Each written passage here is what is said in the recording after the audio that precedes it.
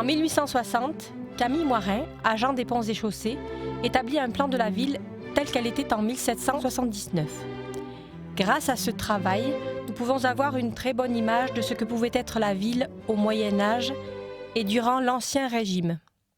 On y découvre une ville ceinte de remparts, avec des rues étroites, vraisemblablement sales, sombres et encombrées par les étals des marchands. La circulation dans ce labyrinthe devait être extrêmement compliquée, tant dans la ville que dans les lisses extérieures des remparts. À l'exception de la place Saint-Pierre, la ville ne compte aucune place importante. Les seuls grands bâtiments sont quelques hôtels particuliers, mais surtout des bâtiments religieux. La cathédrale, son chapitre et les différentes congrégations occupent quasiment un tiers de la surface de la ville.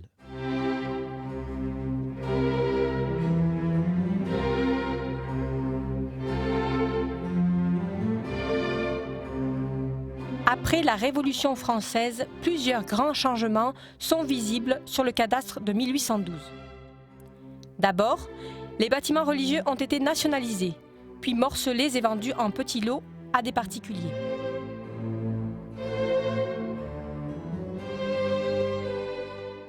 Ensuite, on commence à démolir les remparts, surtout dans leur partie nord, le long du Calavon.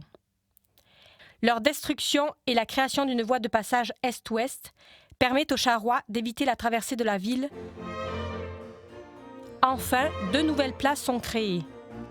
La suppression du jardin de l'évêché permet la création de la place de la sous-préfecture. La place du Septier est étendue vers le nord. Par contre, les rues sont toujours aussi étroites et tortueuses. C'est pourquoi, durant tout le XIXe siècle, les municipalités successives vont s'attacher à améliorer les conditions de circulation dans et autour de la ville. Les travaux débutent vers 1825, avec l'aménagement de la place de la Bouquerie. À cet endroit, la destruction des anciens remparts permet l'ouverture d'une vaste entrée de ville, où débouchaient la petite route d'Avignon et la route d'Aix, élargie dès la fin du XVIIIe siècle.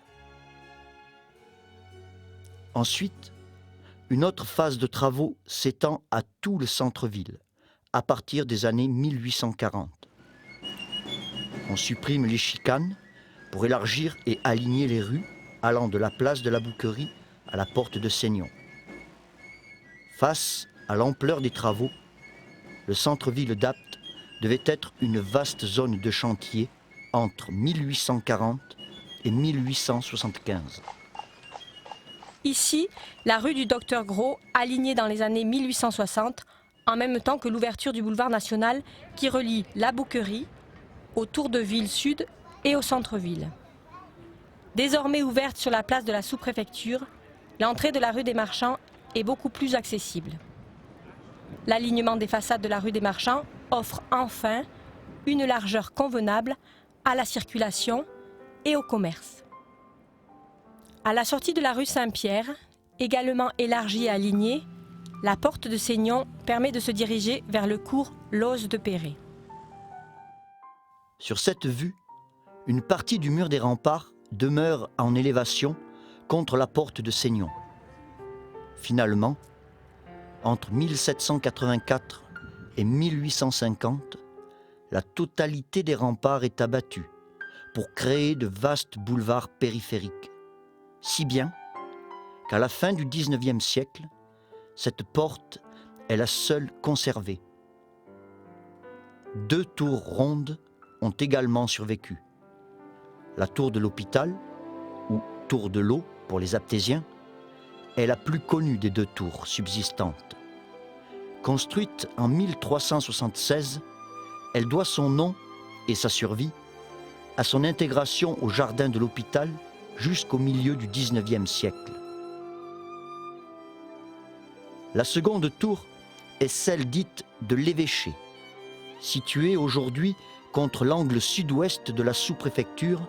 Elle doit elle aussi sa survie à son intégration dans un autre bâtiment, Elle faisait partie de l'ancien palais épiscopal et a été conservée lors de la construction du nouveau dans la deuxième moitié du XVIIIe siècle. Durant cette période de développement économique, la municipalité va entreprendre une nouvelle phase de travaux destinée à créer des places pour les marchés. Il faudra presque 25 ans pour que la placette du Septier du début du XIXe siècle devienne la place du Septier actuelle. Entre 1850 et 1874, les immeubles bordant la place sont alignés et la place est agrandie par l'achat du jardin de l'hôtel de Saporta. Une partie du commerce des grains se tenait sur cette place. Le reste s'est changé dans la nouvelle halle aux grains inaugurée en 1871. La place Carnot, destinée au marché aux fruits, est aménagée progressivement entre 1892 et 1903. Le périmètre de la place du Postel a peu évolué. Seuls ses débouchés sur la rue des Marchands ou la rue Saint-Pierre ont été élargis entre le milieu et la fin du XIXe siècle. Cette place était très animée et on y trouvait le marché aux volailles, aux œufs et aux lapins.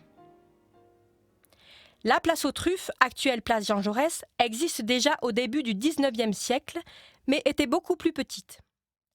En raison de l'expansion du commerce des truffes à la fin du XIXe siècle et des problèmes d'accès vers cette petite place, la municipalité opte pour son élargissement par la destruction de plusieurs immeubles en 1899. Toujours insuffisante, la place qui accueillera aussi le marché aux volailles ne prendra son extension actuelle que vers 1921, suite à de nouvelles démolitions des bâtiments du chapitre de la cathédrale. Entre 1945 et 1981, la place aux truffes, rebaptisée place Jean Jaurès, a accueilli le marché couvert initialement prévu sur la place Carnot. Pour relier ces différentes places, plusieurs rues transversales permettant une circulation nord-sud vont également faire l'objet de travaux d'alignement et d'élargissement. Enfin, entre 1855 et 1875, les travaux liés à l'arrivée du chemin de fer, à l'installation de la gare d'Apt et au percement de l'actuelle route d'Avignon ont totalement métamorphosé l'entrée ouest de la ville, qui en 100 ans est passée d'une petite bourgade médiévale à une ville industrielle rythmée par les sirènes de ses usines de fruits confits.